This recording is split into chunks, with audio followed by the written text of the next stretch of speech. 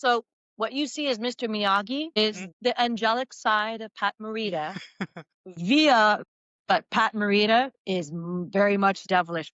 The energy of that man surpassed the whole of us on the cast. He would Mhm. the three boys and I would go dancing. He would join us and have a drink or two or three Mhm. along the way, and he just start the evening and end the evening way past our bedtime. He was, I don't know if you Brits are familiar with Energizer bunnies. Yeah, oh yes, yeah. So he was that, and he was that he had such wonderful sage advice because it was through experience as well. Because he wasn't talking as Mr. Miyagi, I just know because this is the lessons that my father and my grandfathers and all my ancestors had passed on.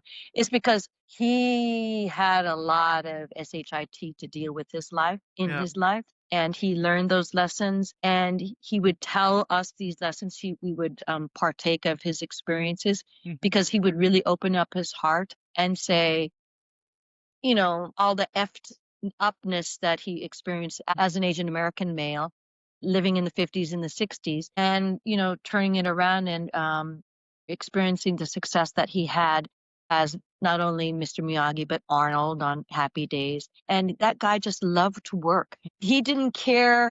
He just loved to work. He just Yeah. liked to create things and be with people, like, Mhm. be social with people, trade stories, get stories. And he was really one of the most influential people in my life, even though I didn't hang out with him. Yeah. I'm very, very fortunate to be friends with his daughters. So we carry on stories about what it's like to be his daughters.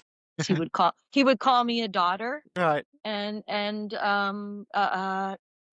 he would teach me those lessons of what it means to be an Asian American, as an actor, Mhm. as just, another human being on this earth. So everything that you think of Pat is true.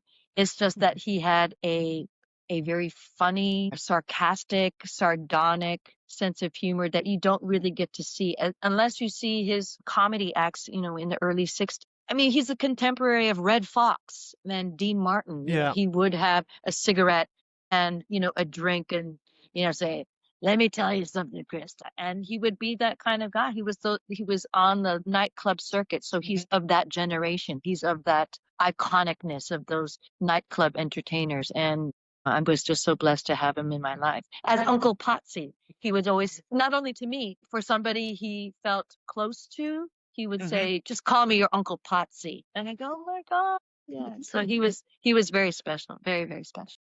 Perfect. As everybody who's watching.